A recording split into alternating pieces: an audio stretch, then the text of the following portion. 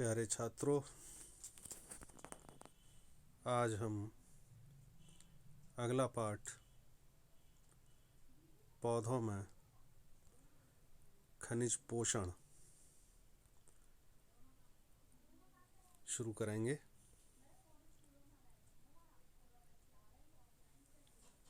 वास्तव में जो हरे पेड़ पौधे हैं वो स्वपोषी होते हैं और प्रकाश संश्लेषण की क्रिया द्वारा वायुमंडल से कार्बन डाइऑक्साइड, भूमि से जल लेकर अपने भोजन का स्वयं निर्माण करते हैं। सामान्य रूप से सभी पौधे जल के साथ इनऑर्गेनिक एलिमेंट्स को, अकार्बनिक तत्वों को भूमि से अवशोषित करते हैं। ऐसे जो अकार्बनिक तत्व हैं जो भूमि में खनिजों के रूप में पाए जाते हैं, उन्हें हम पोषक तत्व या खनिज तत्व कहते हैं और इनके द्वारा पौधे को मिलने वाले पोषण को हम खनिज पोषण कहते हैं। पौधों की वृद्धि के लिए विभिन्न प्रकार के पोषक तत्वों की आवश्यकता होती है। इसके संबंध में विभिन्न वैज्ञानिकों ने समय समय पर बहुत से प्रयोग किए। इसमें विशेष रूप से जो पोषक तत्व लिए जाते हैं पौधे द्वारा, उन पोषक तत्वों को हम दो वर्गों में बांटते हैं। पहले कहलाते हैं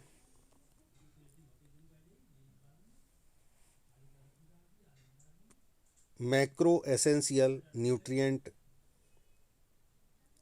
इसमें carbon, hydrogen, oxygen, nitrogen, magnesium, phosphorus, potassium, calcium और सल्फर, ये प्रमुख पोषक तत्व हैं। कुल मिलाकर के इन तत्वों की जो संख्या है वो आपने नोट करे हों तो दोबारा फिर नोट कर लीजिए। पहला कार्बन, दूसरा हाइड्रोजन, तीसरा ऑक्सीजन, चौथा नाइट्रोजन, पांचवा मैग्नीशियम, फास्फोरस छठा, पोटेशियम सातवां,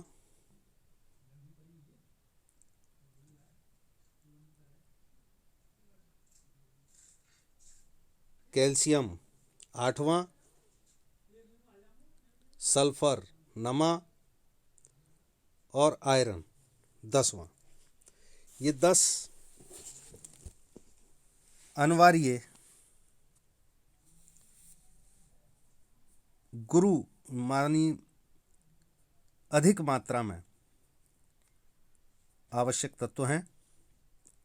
इसके अलावा कुछ तत्व जो पौधे को सूक्ष्म मात्रा में आवश्यक होते हैं, उनमें विशेष रूप से 8 पोषक तत्व प्रमुख हैं। ये हैं manganese, zinc, boron, copper, molybdenum, cobalt, nickel और क्लोरीन। जो सूक्ष्म मात्रा में आवश्यक पोषक तत्व हैं उन्हें हम ट्रेस एलिमेंट या माइक्रो एलिमेंट भी कहते हैं। बहरहाल विशेष बात यह है कि जो दीर्घ मात्रा में पोषक तत्व हैं उनकी आवश्यकता ज़्यादा मात्रा में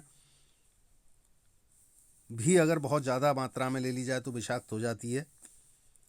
लेकिन लघु मात्रा वाले अगर थोड़ी सी भी अधिक मात्रा उसकी हो जाए तो वो विषाक्त का कार्य करने लगती है पौधे के लिए।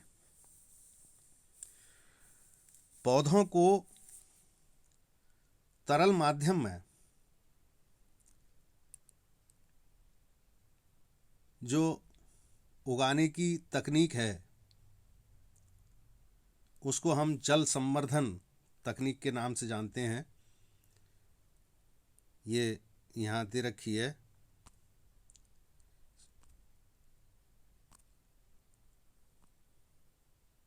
ये देख रहे होंगे हाइड्रोपोनिक्स या जल संवर्धन तकनीक। पोषक विलयन में जब पौधे को उगाया जाता है तो ये हाइड्रोपोनिक्स, हाइड्रो मीन्स वाटर और पॉन मीन्स सॉइललेस मानी मृदा विहीन कल्टीवेशन। तो इस तकनीक का उपयोग ग्रीन हाउस क्रॉप्स जैसे टमाटर को जब व्यापारिक स्तर पर उगाया जाता है तो ऐसी चीज़ों को उगाने के लिए इस तकनीक का उपयोग करते हैं हम। इसके अलावा कुछ अन्य विधियां भी हैं जिनमें एक एरोपोनिक्स विधि भी है। बेदर्स और जोबेल ने इस विधि को दिया। इसमें पौधे की जड़ें वायु के संपर्क में रहती हैं और जड़ों पर हाई प्रेशर वाले पंप से लगातार विलयन का छिड़काव किया जाता है और बाकी का जो विलयन है उसको टैंक की निचली सतह में रख देते हैं। इसके अलावा एब एंड फ्लो सिस्टम है पौधे को उगाने के लिए। उसमें ये करते हैं कि पोषक विलयन जो बनाते हैं उसका एक तल एक निश्चित अंतराल पर प्रथम चरण में बढ़ाया जाता है, फिर दूसरे चरण में विलयन का तल कम किया जाता है जिससे जड़ें नम वातावरण के संपर्क में रहती हैं। तो इतना आप लोग याद कर लें। धन्यवाद।